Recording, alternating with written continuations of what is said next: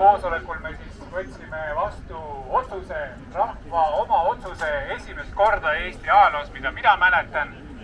Ja see rahva koosoleku otsus kõlas selliselt, et me andsime Kaja Kallasele aega 1 kuu võim anda üle rahvale ja ise siit riist ära minna, sest ta on väga palju kurja teinud. Ja see kiri läks ka punase autogrammiga kenasti postiteenistuse kaudu talle kohale. Tšeki järgi, seal oli üks number, mille järgi ma nägin, et ta on kirja kätte saanud. Aga ta ei ole ühte asja teinud, ta ei ole rahvale seda võimu üle andnud, et rahvas saaks selle elu siin riigis korda teha. Nüüd meie ei saa mitte midagi rohkem enamat teha, me tegime oma ülesande ära. Nüüd hoolitseb selle füüsilise maailma, selle elukeskkonna algne looja selle eest, mida ta selle valitsuse Kaja Kallasega teeb. Aga täna me räägime natukene sellest, et kuidas sina saaksid kaasa aidata selle korrastamisega. Nimelt, kõigepealt ma tänan veel kord, et teie julged inimesed olete siia tulnud. Siis need, kes siia platsile ei ole täna jõudnud, kes vaatavad seal majas akna taga ja need erariies politseiniametnikud, kes on seal, siis palun öelge oma sõpradele, tuttavatele, tulge palun kodust välja, sellepärast et nagu Tõnis Mägi ütles 20. augustil Vaba Eesti laulupeol lauluväljakul, et saage aru inimesed, kui te meelt ei muuda ja otsust ei muuda, siis see elulooja Jumal ei hooli ei teist ega sellest Eesti riigist. Nii et te peate kodust välja tulema, et looja näeb, et te tahate elada, te tahate terved olla ja te tahate selle elu siin ilusal Maarjamaal korda teha. Ja kui te näitate seda loojale või Jumalale, siis uskuge mind, seda juhatab teid õigel ajal õigesse kohta, kui tabab seda elukeskkonda selline katastroof, mis hävitab selle pasa ja kogu halva siin maamuna peal. Nii et olge selleks valmis, et tulge välja, näidake, kui väga te elada tahate, näidake loojale seda oma hinge, oma vaimu, oma südikust ja ainult siis saame selle elu siin korda teha, uskuge mind. Et ma ei ole kristlane, ma olen lihtsalt enda usku, ütlen sellega ära, aga meie kõigi jaoks on üks looja olemas, mis on seal üleval, kes jälgib meid ja teine on teie enda sees. Ja me kõik oleme selle elu looja. Ärge rääkige nii, et keegi nimetab ennast loojaks, et mis sa oled Jumala koha endale ära võtnud. Ei ole. Inimene, kes loob lillepeenart koduõues, on ka looja. Ta on lillepeenra looja. Inimene, kes loob kätega pagari töökohas mingi saia või retsepti, on ka looja. Ehk me kõik oleme loojad, nii et ärge häbenege seda välja ütlemas, sest me loome täpselt sellise elu, millist elu me ise tahame. Meie tänane elu on niivõrd keeruliseks ja hulluks aetud, et me isegi igat etteastuvat või taastuvat sammu tahetakse ära reguleerida määruste, korraldustega ja nii edasi. Tegelikult on elu alusreegel on ainult üks.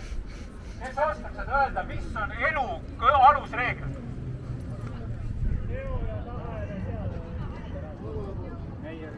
Teie vastused on kõik õiged, aga tegelikult on ainult üks kindel reegel. See on see. Tee teistele ainult seda, mida sa tahad, et sulle tehakse.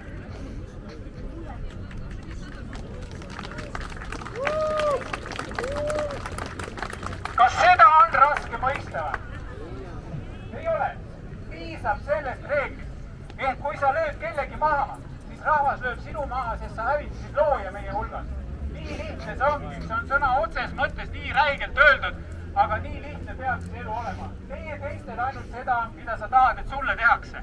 Ja kui me seda reeglit järgime, ongi elus harmoonia. Nii lihtne see on. Aga kui palju meil on direktiive ja reegleid ja seadusi ja korraldusi? Uskumatu, neid on 100 000. Ja täna Eesti Vabariigis me ei juhi oma elu. Me ei juhi ka Kaja Kallas tegelikult. Meid juhitakse Brüsselis. 2004 aasta kogu maksuraha läheb otse Brüsselisse, mitte meie riigikassasse. Brüsselisse antakse raha tagasi ja siis vaadatakse, kuidas antakse ja kellele antakse. Kogutatakse ainult neid suurettevõtjad, kes toetavad seda parasiitidest valitsejaid. Väike ettevõtlus on välja suretatud, põllumajandus on krahhis. Loomi lubatakse kasvatada ainult selleks, et nad võivad muru süüa, aga lihaks teha ei tohi. Äkki on mingi taud. Asi on nii kreeni aetud, nii hulluks aetud, et meil polegi enam elu. Seega, me täna oleme siin, et seisame oma vabaduse eest. Meil on vabadus elada, vabadus mõelda, vabadus arvamust avaldada, vabadus ükspuha, mis silti kanda. See on meie otsus. mul on suur palve teile. Palun, ärge laske ära võtta endalt seda otsust. Meil on õigus otsustada kogu aeg oma keha üle, oma toidu üle, sõnade üle, arvamuse üle. Meil on need kõik otsused olemas ja seda ei tohi lasta ära võtta kellelgi teisel. Seda enam, et Eesti Vabariik ei ole üldse selline, nagu ta peaks olema. Meie juhtimine peab olema alt üles rahva poolt valitud, rahvasaadikute kaudu. See on hästi lihtne, ehk rahval peab olema kõrgem otsustusõigus. Aga mis on täna?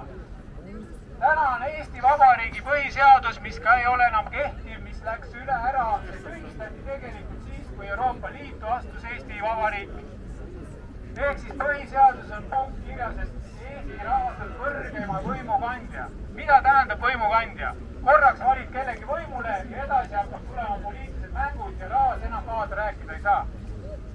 Kas see on nii olnud praegu? Üleval käib mingite võimude vahetus, keegi tegi halba, tegelikult on see kontrollitud opositsioon ja koalitsioon teevad oma näitemängu ja rahvas kõik nohutab. Oi, kui tubli, nüüd see sai võimule, see teeb nüüd asja korda. Oi, ikka tegi valesti, nüüd tuleb ikka teine. Ja nii see mäng käib ja rahvas ei saagi valida. Saab 4 aastaga valida, aga siis ka elektrooniline valimissüsteem on koalitsiooni kontrolli all ja tulevad ikka hääled sinna, kuhu nad peavad minema, eks ole? Seega meie eesmärk on see elektrooniline pettusüsteem ära lõpetada ja anda ikkagi see otsustamine rahva kätte. Alt ülesse, see tähendab seda, rahvas otsustab, kes on külavanem, külavanem otsustab, kes on vallavanem, vallavanem otsustab, kes läheb nende hulgas rahvasaadikuks.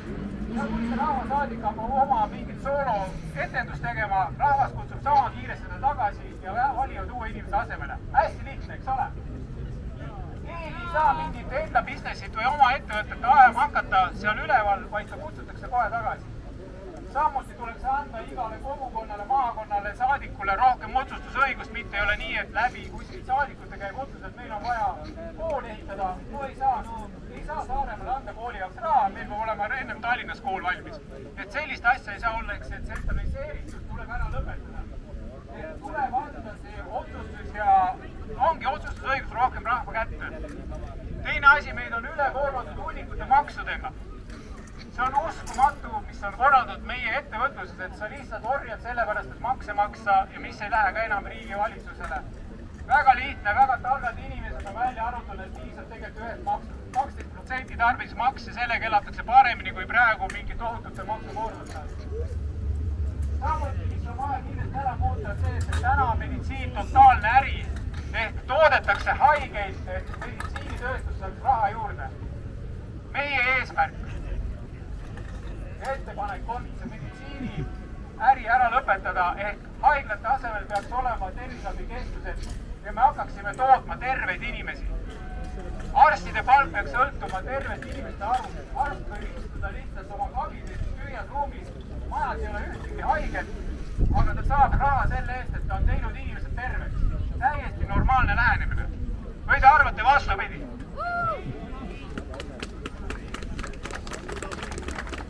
Miks on loodud juriidilised ettevõtted? Sellepärast, et liiklust kantida mingid rahasid, valitsus teeb ise rahapesu kuskile, ma ei tea, Ugri-Mugri saarel ja pumbatakse mingid rahasid, tehakse mingit äri fosfori või uraaniga, mis iganes. Tegelikult tuleks need juriidilised kehad nagu aktsiaselts Eesti Vabariik ise, mis on registreeritud Ameerikas mingis registris, kes otsustab rahva üle, et tal pole mingit õigust tegelikult otsustada. Sama hästi kui minul aktsiaselts Veiko Uuse ütleb teile kõigile, et pange nüüd ennast põlemast, te peate panema, see on reegel number 1. See on ebanormaalne. Ja miks aktsiaselts Eesti Vabariik ütleb niimoodi, et kõik peavad vaktsineerima ennast ära tapma mingi mürgisüstiga, sest see on käsk, aktsiaseltsist tuli käsk. No joh, nii kuhu me jõudu tuleb. Mingi juriidiline keha käsk. See ei ole normaalne. Iga inimene vastutab. See tähendab seda, meil ei ole vaja mingit juriidilise jamasid vahel korraldada. Tahad äri teha? Tee issand jumal. Anti teeb äri, sa teedki äri oma arvelduskontoga ja ajabki asju selle kaudu. Miks peab asju keeruliseks ajama? Keerab jama kokku, vastutabki. Miks ta peab mingit seda ettevõttesse kellega kant peale ära müüma maha, las ajavad sealt seda raha taga. Ei ole vaja. Kui julged teha, julge vastutada ja nii ongi. Ja nii lihtne see ongi. Elu see nii keeruline? Eksin ma millest? Vaata, kui lihtne mul rääkida, kõigi olete nõus. Ühesõnaga, kui te näete siin Vaba Eesti plakateid, tegelikult see ei ole poliitiline üritus. Aga ma pean selle asja teile siin avalikult selgeks rääkima. Mina olen selle Vaba Eesti alglooja aastal 2020 detsember. Tuli mul hommikul kell 5 säevatus, et asjad on nüüd nii mädad, et midagi peab ette võtma. Ma olen olnud tavaline ärimees, seegelnud maailmas väga palju ringi ja ma teadsin, et midagi peab tegema, et see Eesti korda saada. Ja hommikul kell 5 tuli säevatus, et Eesti on vaja vabaks teha, Vaba Eesti. Ja nii see sündiski Vaba Eesti liikumine ja ma kirjutasin oma pöördumise, avaliku pöördumise YouTube'i ja lugesin selle ette, et ma ei lähe kunagi poliitikasse, see on nii räpane, see on vaja muud moodi ära likvideerida, sest sellega jõua kuhugile. Kuid pool aastat seda asja ajades väelaulude ja hingamiste ja metsad jalutuskäikudega sain aru, et sellega seda riiki korda ei tee. Et põllud vili kasvama panna ja kui see põld on aastate viisi mürgitatud keemia ja jamaga, et see põld korda teha, mis on vaja selleks teha, et põld korda teha? Sa pead kõigepealt sellele põllule astuma, vaatama, kuidas see korda teha, eks ole? Sa pead võtma nimetud mullaproovid, vaatame, mis seal kõik jama kokku keeratud on. Sa pead hakkama tegelema selle maaga, lapsed seal põllu peab. See tähendab seda, et see maa siin uuesti tervete eluste hingedega kasvama panna, tuli minna sellele põllule ja see korda teha seestpoolt. See mürk on sealt vaja välja pesta. Ja seda saab teha ainult inimene, kes on kuulikindel ja kes ei karda mitte midagi. Ja rääkige, ma ei tea, tervele maailmale. Mina olen selle vastutuse võtnud, ma olen kuulikindel ja ma ei karda tõesti mitte midagi. Ja ma võtsin selle otsuse vastu, et mina teen selle asja korda. Ma loodan, et Õhtuleht trükib selle nüüd korrektselt ära, mitte ei hakka jälle priksima mingit paska. Ühel päeval tegi 3 artiklit ja see oli jumala idiootset juttu täis. Ja ma olen ka Kremli-meelne. Ausalt, ma olen Kremli-meelne. Ma olen väga palju käinud Moskvas. Mulle meeldib Moskva. Ja ma olen käinud seal Kremli kõrval on seal lähedal üks väga kihvt kohvi. Väga kallis kohvi. Viimane kord oli 10 eurili tass kohvi. Ja mul meeldib seal kohvikus istuda ja vaadata Kremli müüre. Ma olen Kremli-meelne. Nii et kahjuks ma sealt raha ei saa, aga ma viisin sinna raha. Nii et ma olen täiesti vaba eestlane ja ma räägin Jürgalt otsekoheselt, mida ma mõtlen, mida ma teen. Seega, ma võtsin üksi selle vastutuse. Kas siin on platsil täna inimene, kes julgeb käega näidata, et ma ei ole üksi, ma olen sinuga, Veiko? Ma tänan teid, mul on lausa silmmärg selle pildi peale, et ma ei ole üksi. Ja tegelikult te kõik olete minuga koos kaasloojad. Ja teeme ühe suure mörge aplausi, et iseendale, et me oleme vaba ja me võidame niikuinii! Veel korra!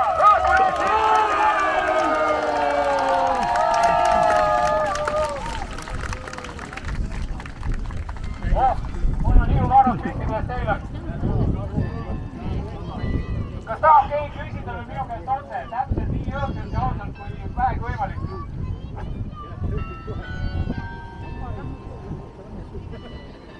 Ei austa praegu muusika. Kui kellegi on küsimus, olgu tulge ja soistage mulle kõrva, ma ütlen mingi siin ruuporist küsimus ette ja vastan.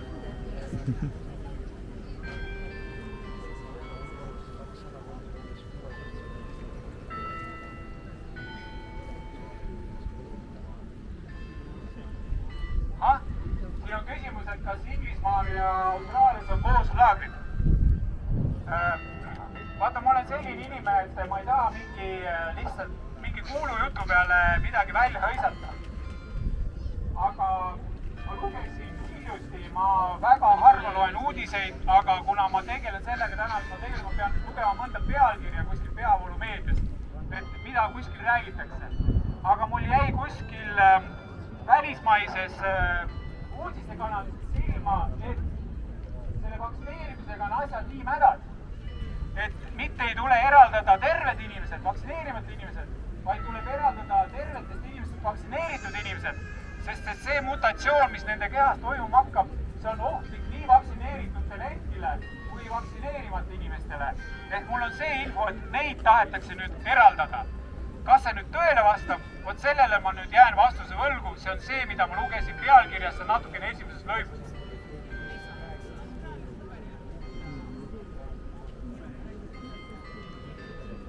Mul on otseühendus tegelikult väga paljude riikide inimestega. Meil on ka loomisel Läti ja Leedu Balti allianss. Dokumentide vormistamine käib, et me hakkame Balti riikidega ühiselt seisma vabaduse eest. Ja meiega on juba liitumas nii Ungarist, Poolast, Saksamaalt, Hollandist, väga paljud vabaduse liikumised.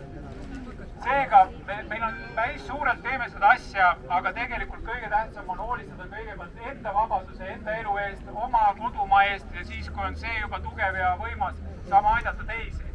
Et minul väga ajab tegelikult natukene turja turri see, et kui kuskil Afganistanis, Iraanis, Iraagis või Süürias midagi juhtub, siis Eesti tõttab sinna kohe rahaga pakkuma. Et kui meil Eestis endal on asjad nii mädad, siis tegelikult elus on reegel selline, et see oleks täpselt nii tugev, kui tugev on sinu nõrgeim lüli. Ehk kui meil on kuskil Eestimaa pinnal inimene, ma tean siin sellel tänaval on päris 2 tükki, kes kerjavad raha. Senikaua, kuni meil on kerjused kodutud ja ilma tööta inimesed tänaval, siis pole minu arvates Tartu tõtata teisi riiki rahaliselt aitama, sest meie enda inimesed vajavad abi.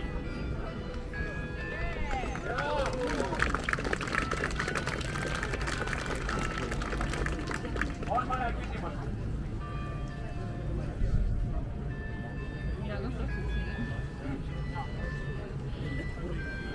Vaat siin on see koht, kus me peaksime võtma väikese õppe Jaapanist. Jaapanis on valitsus ammu välja öelnud, kõigepealt ajame oma riigis asjad korda, kõigepealt aitame oma inimesi ja alles siis vaatame, kellel teisel on abi vaja. Aga see käis juba põhimõtteliselt jutt läbi, aga see on Jaapani valitsuse seisukoht. Võtame nagu eeskuju.